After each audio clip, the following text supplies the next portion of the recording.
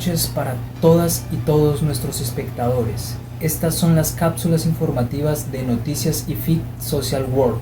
Presenta Jorge Zuluaga. Nuestras corresponsales se dirigieron a México Distrito Federal desde distintos estados del país para conocer el problema de la violencia intrafamiliar y los delitos contra la familia. Nuestra compañera Victoria Andrea Ramírez se encuentra en el estado de Guadalajara y nos informará qué es lo que pasa en México respecto a la violencia intrafamiliar. Gracias, Jorge. Me encuentro aquí desde el estado de Guadalajara. Durante la pandemia por el COVID-19, la violencia intrafamiliar se ha incrementado y la Ciudad de México no se ha quedado atrás.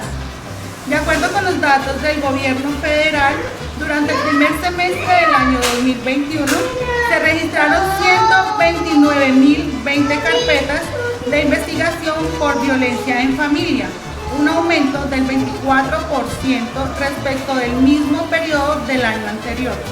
Mujeres, niñas, niños y adultos mayores son parte del sector vulnerable a este delito.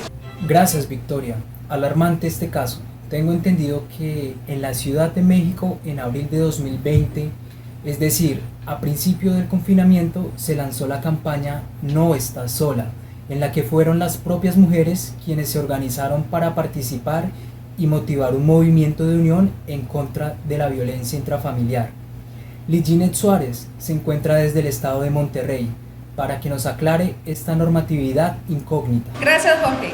Desde Monterrey puedo decir que en México, de acuerdo a la norma oficial mexicana para la violencia familiar, sexual y contra las mujeres, se establecen criterios para la prevención y atención de acuerdo al Código 046 de la SSA 2 del año 2005.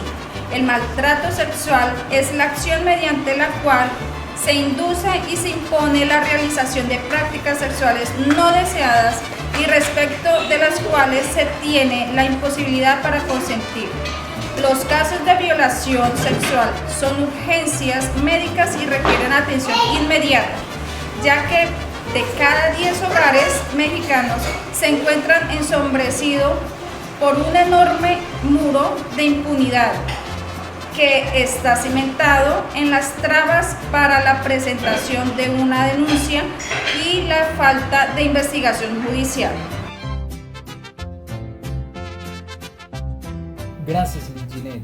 Entonces, en México los casos de violencia intrafamiliar, más que todo en las mujeres, quedan impunes, donde existen algunas estadísticas que corroborarán esta información. Claudia Ángel, ¿qué nos dices desde el estado de Puebla acerca del tema? Gracias, Jorge. Hoy me encuentro desde el estado de Puebla, donde las cifras del Sistema Nacional de Seguridad Pública registraron 326.624 casos de violencia de género entre el 2020 y mayo del 2021. Mientras transcurría la crisis sanitaria por COVID-19, en el 2020 la situación de confinamiento alertó sobre el incremento de violencia contra mujeres y niños en los hogares. Este año, pese a que no se ha declarado una emergencia sanitaria, las cifras parecen seguir en aumento. La Red Nacional de Refugio reporta que tan solo los primeros 5 meses de 2021, al menos 13.631 mujeres huyeron de casa con sus hijas e hijos debido a la violencia que enfrentaban por estados. Colima ocupa uno de los primeros lugares con la tasa más alta de denuncia por violencia familiar, con 225.8 por cada 100.000 habitantes, escuchen bien, por cada 100.000 habitantes, seguido de la Ciudad de México con 161.4 y Coahuila con 151.8.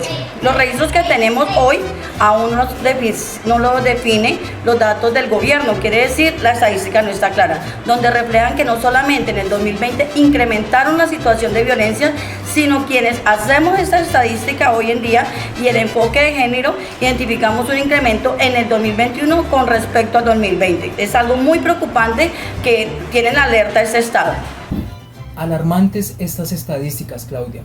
La pregunta es, ¿qué está realizando el gobierno a manera de intervención sobre la crisis que se presenta en México en cuanto a la violencia en las familias? Desde Oaxaca, nuestra periodista Alejandra Betancourt nos trae la información. Gracias, Jorge. Desde Oaxaca hemos visto que en México y en cualquier parte del mundo hemos sido educados con ciertos valores y costumbres que nos señalan cuáles son los roles del hombre y la mujer, las obligaciones del matrimonio, las consecuencias de un divorcio, la privacidad del hogar, cómo debemos comportarnos y ser niños educados, cuáles son las responsabilidades, obligaciones y la jerarquía de los niños dentro de la familia, lo que hace más difícil la convivencia de las mujeres y niños maltratados. Las autoridades deben entender que la impunidad que rodea la violencia familiar es una condición que fomenta las escalas a niveles letales, como homicidios y feminicidios, y genera ambientes propicios para la delincuencia.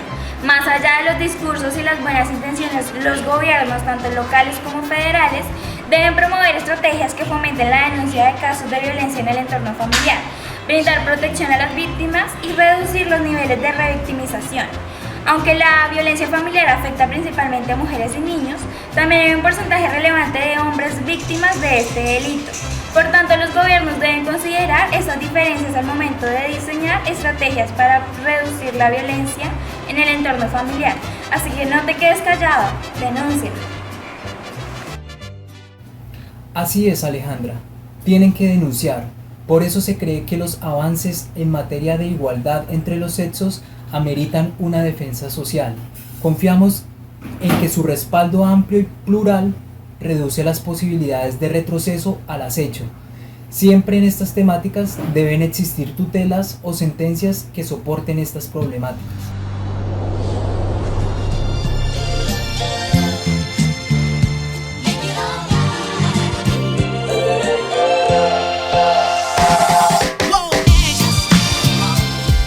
Bueno, Jorge, gracias. Bueno, aquí desde la Ciudad de México, donde me encuentro, podemos indicar que las sentencias se valen a partir del Código Penal, el cual representa el núcleo duro de cualquiera de los sistemas sociales que se presentan acá. Este Código Penal, bajo el artículo 229, el cual establece la violencia intrafamiliar en el que maltrate física o psicológicamente a cualquier miembro de un núcleo familiar, incurrirá siempre que la conducta no constituya un delito sancionatorio. Esto puede llevar a 4 o 8 años de prisión. Sin embargo, hay que ser muy claros que aquí en México los carteles son predominantes y que esto infringe en mucha violencia y comportamiento de propiedad ante los demás. Gracias, compañeras, por este cubrimiento especial y por la información. Hasta aquí termina nuestra cápsula informativa de Noticias y Fit Social Work. Recuerden, soy Jorge Zuluaga y esto es todo por ahora. Hasta una próxima.